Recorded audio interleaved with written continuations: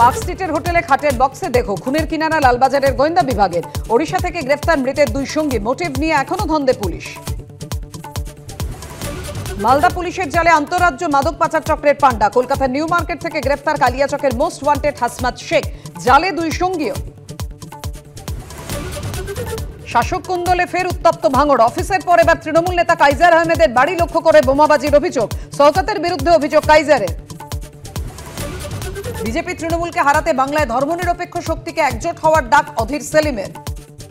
ধর্মনিরপেক্ষ শক্তিগুলোর আজকে প্রয়োজন ঐক্যবদ্ধ হওয়া। ঘূর্ণিঝড় মন্থার প্রভাব বাংলাতেও। দক্ষিণ 24 পরগনায় আজ দিনভর বর্ষণের সঙ্গে ঝোড়ো হাওয়া। মাইকে প্রচার প্রশাসনের। কলকাতাতেও ঝিরঝিরে বৃষ্টি ও ঘূর্ণিঝড়ের সম্ভাবনা রয়েছে।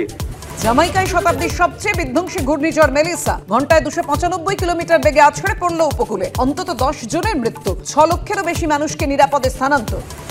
এসআইআর এর শুরুতেই এনআরসি আতঙ্কে আত্মহত্যার অভিযোগে তপ্ত রাজনীতি। ভয় দেখানোর চক্রান্ত, মৃত্যুর তদন্তের দাবি বিজেপির। ঘণ্টাখানেক সঙ্গে সুমন, রাত 8টা।